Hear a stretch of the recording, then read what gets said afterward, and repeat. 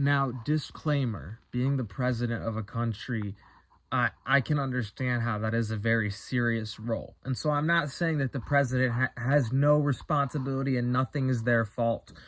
If they are doing something wrong, of course, that should be criticized and blamed. And of course, they need to do the right thing. And of course, the president needs to make the right decisions. So I do understand how people might complain about that and want a better president. So the point of this video is not to discount that. I just want to put that disclaimer. But the point of this video is that there is like 300 million of us or however many people in America, and there's only one president. So it has to be a balance. It has to be a balance. That's the point of this video. It has to be a balance, because one of the most beautiful things about America is that we as individuals have rights, and with great power comes great responsibility. So I'm not saying that the president's role isn't crucial and that the president isn't responsible for doing things right and that people don't have the right to criticize and blame the president. We do have freedom of speech. But the point of this video is that it has to be in balance. We also need to take individual responsibility as well, because that's part of having rights, in my opinion.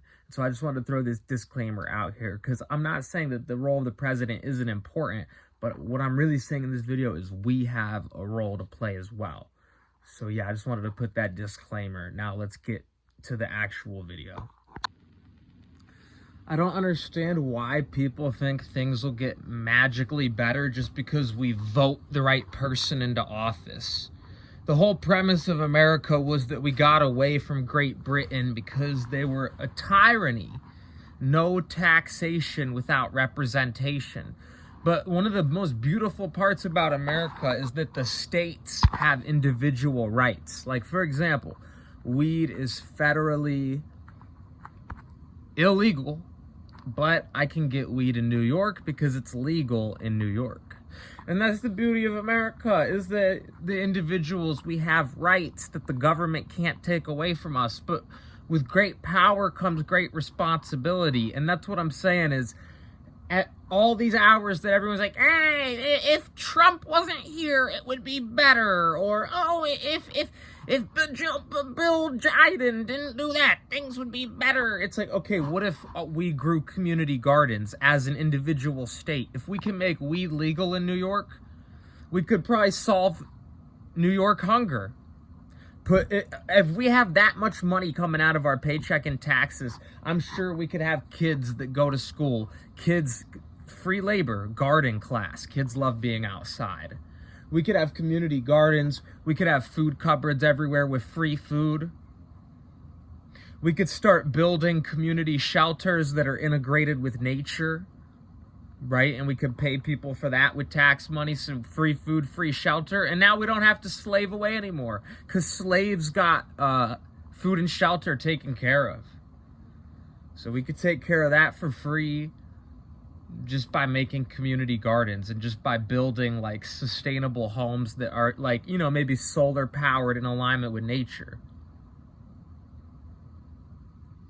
And we could do that on an individual level if we all just came together and decided to do it. You know what I'm saying?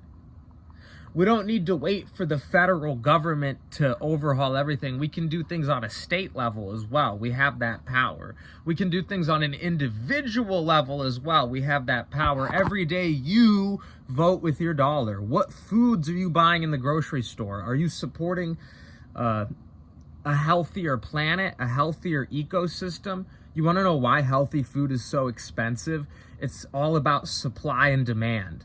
If there's not a large demand for healthy food, which there isn't, the standard American diet is full of trash, and diet has the word die in it, so you don't want to make it a diet, you want to make it a lifestyle. If everyone was buying healthy food, it would be dirt cheap like fast food. The reason why fast food is cheap is because of supply and demand. When something has a large demand, you don't have to charge as much and you can still make a profit because you're able to mass produce it at scale. Why aren't we mass producing healthy organic food at scale? Why are things like blueberries so expensive, but you were able to get $1 burger on the menu back in the day?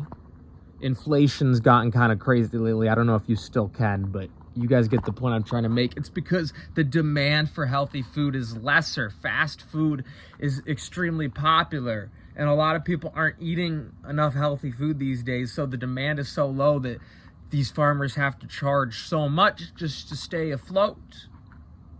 And we're putting them in that position. We're making them struggle so hard because we're not supporting them. We're not voting with our dollar for even the right food, a lot of us. I try to buy as much organic food as I can. I'm not going to lie. I did buy a pizza the other day from a family joint. You know, support local business is what I was doing. So maybe I don't always eat perfect, but I don't know. I might stop the cheat meals and I might just start eating perfect all the time. I don't know.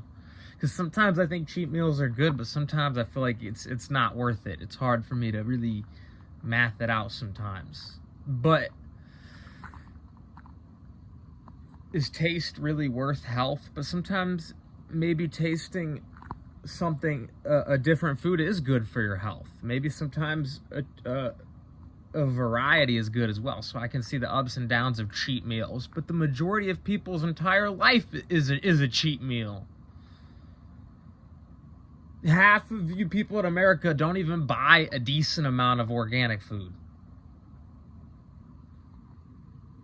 And so you're voting every day with your dollar, and you're voting for a lot of people in America are voting for corporations that are destroying the planet, and it's evil and sickening. And yet you want to sit at home and be like, if they didn't elect Joe Biden, how is Joe Biden going to fix your gluttony? How is Joe Biden going to fix your life? I'm not saying I'm perfect. I've made horrible mistakes. A lot of them have been accidental because I've been misled by others around me.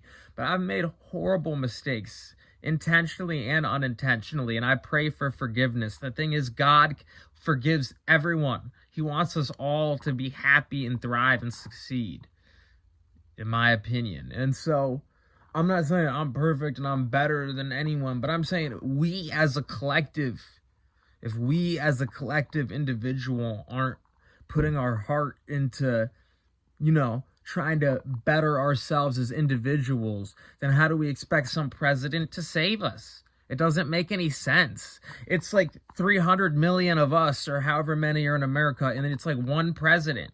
So why is it that a lot of times individuals don't take responsibility for their lives, and instead they just blame some politician for all their problems? I don't know. It doesn't make sense to me. It really doesn't make sense to me.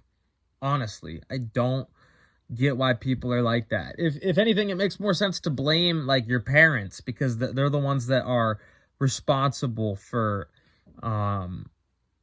you. But a president that you've never even met before, I don't get it. I don't get it. Make it make sense. I don't think it does make sense. What do you guys think? Comment below. I'm gonna end the video here. There is a message in today's video. I hope you guys got something out of today's video. Let me know what you guys think of the message. Comment below. I love you guys, and until the next one, I'm out. Love and peace.